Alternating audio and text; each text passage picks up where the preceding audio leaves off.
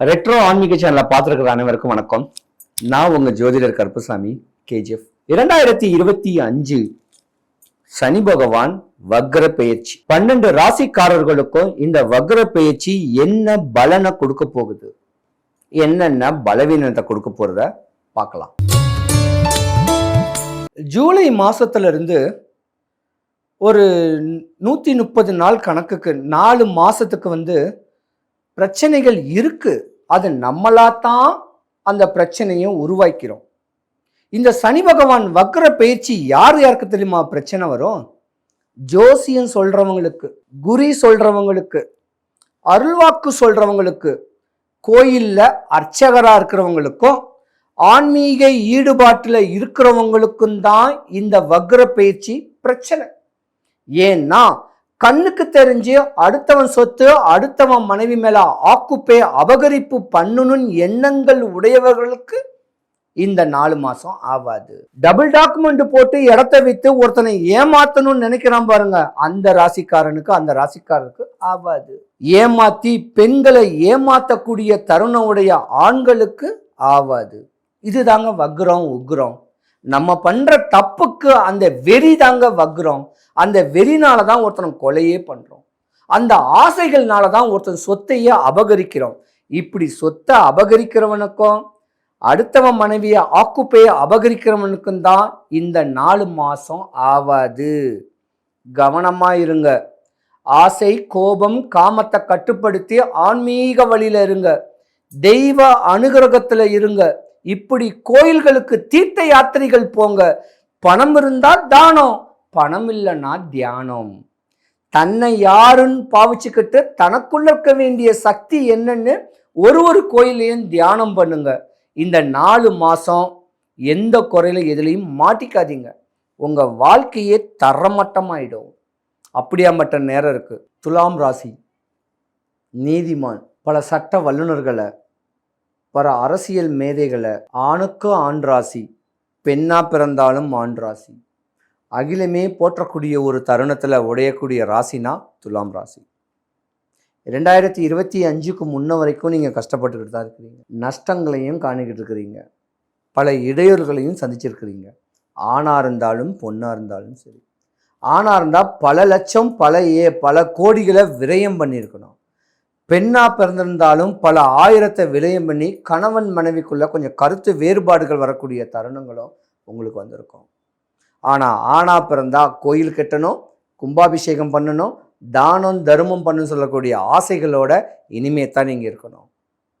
உங்கள் மனைவியை நீங்கள் நேசிக்கணும்.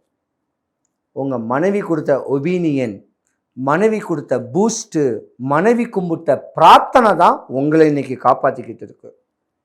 என்னதான் எப்படி தான் தவறுகள் பண்ணாலும், தெரிஞ்சோ தெரியாமையோ தவறுகள் பண்ணியிருந்தா கூட அதை மறைச்சு மன்னிச்சு உங்கள் மனைவி தான் உங்களை காப்பாற்றிருப்பாங்க. துலாம் ராசிக்காரங்க ஏசி காத்து கீழேருந்து வியாபாரம் பண்ணுன்னு சொல்லக்கூடிய எண்ணங்கள் நிறையாவே இருக்கும். ஆனால் துலாம் ராசிக்காரர்களுக்கு ஒரு சபல புத்தி இருக்குது. ஏன்னா சுக்கிரன் இல்லையா, ஜாதகத்தில் சுக்கிரன் நல்ல உச்சமாக அடைஞ்சிட்டாவே பெண்கள் மேலே ஒரு தப்பான கண்ணோட்டங்கள், பெண்கள் மேலே ஒரு தப்பான அபிப்பிராயங்கள், ஆசைகள் உங்களுக்கு இருக்கத்தான் செய்யும். இது விதி. 50 வயசானாலும் 60 வயசானாலும் இது போகக்கூடிய ஒரு வாய்ப்பு இருக்குது. அதனால் இனிமேல் அதை தொடர்ந்துக்காதீங்க. துலாம் ராசியில் உள்ள பெண்கள், படிக்கிற பெண்களுக்கு இந்த ஒரு 3 மாதம் ஆகாது. போன மாதத்துலேருந்து படித்து வேலை பார்க்குறவங்க கூட காதல்னு சொல்லக்கூடிய ஒரு விபரீதமான ஒரு பிரச்சனையில் மாட்டிக்கிட்டு ஒரு டிப்ரெஷனில் நீங்கள் இருக்கக்கூடிய ஒரு நேரம் உண்டு. ஏமாறுவீங்க, ஏமாற்றப்படுவீங்க. துலாம் ராசிக்காரங்க நல்ல ஜோதிடர்கிட்ட உங்கள் ஜாதகத்தை கொடுத்து வரக்கூடிய நாளை எப்படி நான் ப்ரிப்பேர் பண்ணணும், என்னுடைய தன்மைகள்லாம் என்ன ஆகும் ஏதாகும் சொல்லக்கூடியதை நீங்கள் நல்லா கேட்டு தெரிஞ்சுக்குங்க. துலாம் ராசியை பொறுத்த வரைக்கும் யோகங்கள் உண்டு. இருந்திருந்தாலும் ரோக சனின்னு சொல்லக்கூடிய நேரங்காலங்கள் உண்டு. வயதானவங்க தான் கொஞ்சம் கவனமாக இருக்கணும். துலாம் ராசிக்காரங்களை பற்றிக்கும் உடம்புல ஏதாவது ஒரு குறை இருக்கத்தான் செய்யும். இது விதி. செத்து பொழைச்சிருக்கணும் நீங்கள் இந்த 5 வருஷம். இருந்தாலும் தன்மையான அமைப்பு, இது நல்ல நேரம்தான். இருந்திருந்தாலும் துலாம் ராசிக்காரங்க ஏமாறாதீங்க, ஏமாத்தாதீங்க. உங்களுடைய செய்தொழிலில் நிறைய பேர் ரியல் எஸ்டேட் பண்ணுன்னு சொல்லக்கூடிய ஆதங்கங்கள், ஆசைகள்லாம் உடையவங்களுக்கெல்லாம் இனிமேலாம் வித்துரும். மனைவியை நேசிச்சாதான். மனைவிக்கு ஒரே ஒரு ரிங்கு வாங்கி கொடுங்க வெள்ளியில், உங்கள் வாழ்க்கை எப்படி உச்சத்தில் போகுதுன்னு பாருங்கள். துலாம் ராசிக்காரங்க கவனம் தேவை. படிக்கிற பெண்களாக இருந்தாலும் வேலை பார்க்குற பெண்களாக இருந்தாலும் இருதாரத்து தோஷங்கள் உடையக்கூடிய ஒரு ராசியும் துலாம் ராசி தான். நிறைய பேர் கணவன் மனைவிக்குள்ளே கருத்து வேறுபாட்டில் பிரிஞ்சு இருக்கக்கூடிய நேரம். இப்போ ஒன்று சேர்ந்துருவீங்க. நேரங்காலங்கள் ஒரு ஜாதகத்துக்கு நல்ல நேரம் நடக்கலாம், நம்ம தான் ஒட்டு பிடிக்கணும். அந்த ஜாதகத்துக்கு நல்ல நேரம் வர வரைக்கும் நம்ம அதுக்கு உண்டான வழிமுறைகளை நீங்கள் பண்ணிக்கணும். இருந்திருந்தாலும் இப்போ வரக்கூடிய நேரங்காலங்களில் கொஞ்சம் கவனமாகவே நீங்கள் இருக்கணும். சனி பகவான் உக்ர புத்தியாகட்டும் வக்ர புத்தியாகட்டும் ஒன்றும் பயப்பட வேண்டாம்.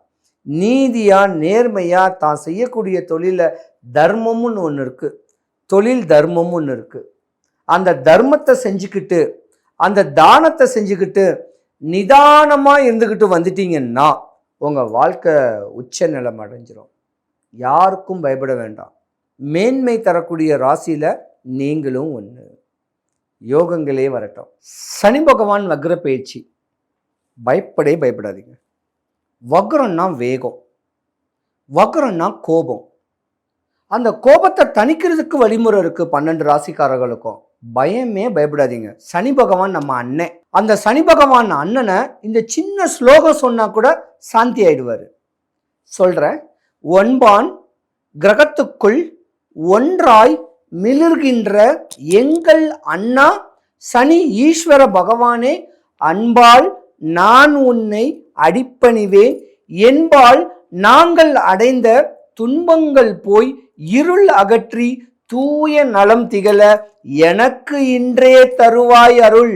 அண்ணா சனீஸ்வர பகவானேன்னு சொன்னாலே வக்ர பேச்சு ஒன்றாவது, உக்ர பேச்சு ஒன்றாவது. நம்மளுடைய ஆசைகள் தேவைகள் எல்லாமே பூர்த்தியாகும். சனி பகவானும் செவ்வாய் பகவானும் ஒன்று. செவ்வாய்னா முருகக்கடவுள். முருகனை வழிபட்டு வந்தாலும் அந்த உக்ரம் வக்ரம் தணிஞ்சு நம்ம ஆசைகள் என்ன, நம்ம தேவைகள் என்ன, ஏன் நோய் கடன் வறுமை பயம் சத்ரு எதிரி வேலை இல்லை கல்யாணம் ஆகல குழந்தை இல்லை ஏன் கஷ்டப்படுறோம், இந்த கஷ்டங்கள் போறதுக்கு ஒரு அருமருந்து சின்ன பரிகாரம். முருகனுக்கு 1000 கோயில் இருக்கு, 6000 கோயில் இருக்கு, 6 பட முருகன் கோவில் இருக்கு. ஆனா வடபழனி முருகனுக்கு தனி சக்தி இருக்கு. கோயில் வாசல் இருக்க வேண்டிய பூக்காரங்க கிட்ட ஒரு 5 முழம் மல்லிகைப்பூ, 3 முழம் செவ்வரளி பூ, அந்த 5 முழம் மல்லிகைப்பூவை ஒரு ஜான் கட் பண்ணி கையில வச்சுண்டு சாமியை பார்த்து பிரகாரம் சுத்தி வரும்போது வள்ளி தெய்வான சமேத சாமி இருக்காரு, அவங்களுக்கு செவ்வரளி கொடுத்துட்டு பிரகாரம் சுத்துற இடத்தாண்ட உட்கார்ந்து இருக்கிறவங்களுக்கு அந்த ஒரு பூவை கொடுங்க. உங்க ஆசைகள் உங்க தேவைகள் எல்லாமே தெளிவாகும். சனி பகவான் உக்ரம் வக்ரம் கோபமானாலும் சாந்தி அடையக்கூடிய தருணம் நம்ம வடபழனி முருகன் கோவிலுக்கு இருக்கு. இந்த சின்ன பரிகாரத்தை செய்யுங்க. 100க்கு 100 இந்த வக்ர பேச்சு உங்களை ஒன்றும் பண்ணாது. தெய்வத்துடைய அனுகிரகத்துக்கு கிரகங்கள் எல்லாமே சாதகமாக ஆனது எல்லாமே சிவபெருமானுடைய கண்ட்ரோலில் தான். உக்ரம் வக்ரமான ஒன்றை உள்ளுக்குள்ளே ஒரு சிவன் இருக்காரு, அங்கேயும் வழிபடலாம்.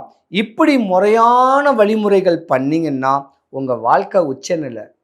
படித்தவனுக்கு வேலை, வேலைக்கு அப்புறம் திருமணம், குழந்தை குட்டி, வாழ்க்கையை ரசித்து ருசித்து வாழக்கூடிய தருணம் உங்கள் எல்லாருக்கும் உண்டு.